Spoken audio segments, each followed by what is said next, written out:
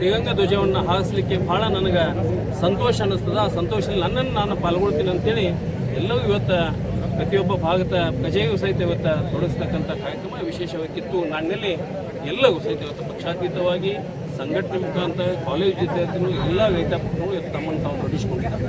ಅವಾಗ ಎಲ್ಲರಿಗೂ ವೈಯಕ್ತಿಕವಾಗಿ ಇವತ್ತು ಮೋದಿಯವರು ಕೊಟ್ಟಂಥ ಒಂದು ಕರೆಗೆ ತಾವೆಲ್ಲ ಸ್ಪಂದನೆಯನ್ನು ಮಾಡಿದ್ವಿ.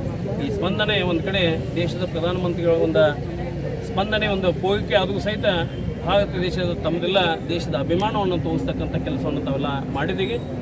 ಇವತ್ತು ಯಾವ ಮನೆಯಲ್ಲಿ ಹಾಗೆ ತಿರಂಗವನ್ನು ಧ್ವಜವನ್ನು ಹಾಕಿಸಿದ್ದೀವಿ, ಯಾವ ಉಳಿದಿದ್ದಾಗ ಇವತ್ತು ಮತ್ತು ನಾಳೆ ಬೆಳಗ್ಗೆ ಸಹಿತ 15ನೇ ತಾರೀಕು ಸಾಯಂಕಾಲ 6 ಗಂಟೆ ಹೋಗಿ ನಿಮ್ಮ ಮನೆ ಮೇಲೆ ಆ ಧ್ವಜವನ್ನು ಹಾರಿಸಲಿಕ್ಕೆ ನಿಮ್ಗೆ ದೇಶದ ಅವಕಾಶವನ್ನು ದೇಶ ಪ್ರಧಾನಮಂತ್ರಿಗಳು ಅವಕಾಶ ಕೊಟ್ಟಿದ್ದಾರೆ.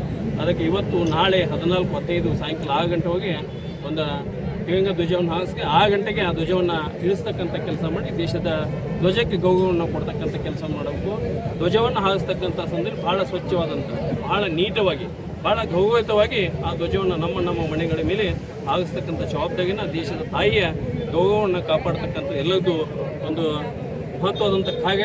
ಜೊತೆಗೆ ದೇಶ ಸ್ವಾತಂತ್ರ್ಯ ತಂದು ಕೊಟ್ಟಾಗ ನಾವೆಲ್ಲ ನಮನವನ್ನು ಮಾಡ್ತಕ್ಕಂಥ ಸ್ವಾತಂತ್ರ್ಯದ ಸಂಭ್ರಮವನ್ನು ಆಚರಣೆ ಮಾಡ್ತಕ್ಕಂಥ ಕಾರ್ಯಕ್ರಮಕ್ಕೆ ಮತ್ತೊಮ್ಮೆ ಇಡೀ ಕಿತ್ತೂರು ನಾಡಿಗೆ ಇರ್ತಕ್ಕಂಥ ದೇಶದ ಪ್ರತಿಯೊಬ್ಬ ಆತ್ಮೀಯ ದೇಶಭಕ್ತನಿಗೆ ಮತ್ತೊಮ್ಮೆ ಅನಂತ ನನ್ನ 79 ವರ್ಷದ ಭಾರತ ಸ್ವಾತಂತ್ರ್ಯ ದಿನದ ಶುಭಾಶಯ ಹೇಳುತ್ತಾ ಈ ಸಂದರ್ಭದಲ್ಲಿ ಬಂದಂಥ ಎಲ್ಲರಿಗೆ ನಾನು ಕೈ ಮುಗಿದು ತಮಗೆಲ್ಲ ಅನಂತ ಅಭಿನಂದನೆ ಸಹಿತ ಸಲ್ಲಿಸ್ತೀನಿ. ತಮಗೆಲ್ಲ ಅನಂತ ಶರಣಾರ್ಥಿ.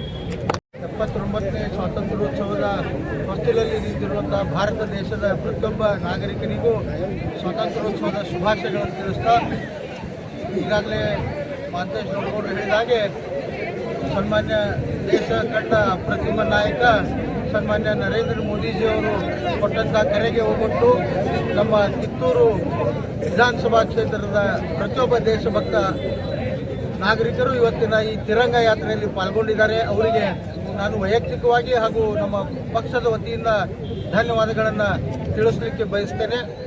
ಇದರ ಜೊತೆಗೆ ಏನು ಮುಂದಿನ 2 ದಿನದಲ್ಲಿ ಪ್ರತಿಯೊಂದು ಮನೆಯಲ್ಲಿ ನಾವು ರಾಷ್ಟ್ರಧ್ವಜವನ್ನು ಹಾರಿಸಿ ದೇಶದ ಬಗ್ಗೆ ನಮಗಿರುವಂಥ ಗೌರವವನ್ನು, ಧ್ವಜದ ಬಗ್ಗೆ ಇರುವಂಥ ಗೌರವವನ್ನು, ನಮ್ಮ ದೇಶ ಪ್ರೇಮವನ್ನು ನಾವು ವ್ಯಕ್ತ ಮಾಡಲಿಕ್ಕೆ ಇದೊಂದು ಅವಕಾಶವನ್ನು ನಮಗೆ ಮೋದಿಜಿಯವರು ಕೊಟ್ಟಿದ್ದಾರೆ. ಅದನ್ನು ಸದುಪಯೋಗಪಡಿಸಿಕೊಂಡು ಎಲ್ಲರೂ ನಮ್ಮ ಮನೆ ಮೇಲೆ ಧ್ವಜಗಳನ್ನು ಹಾರಿಸುವಂಥ ಒಂದು ಕಾರ್ಯಕ್ರಮವನ್ನು ಯಶಸ್ವಿಯಾಗಿ ಮಾಡೋಣ ಅಂತ ಹೇಳ್ತೇನೆ. ನಮಸ್ಕಾರ.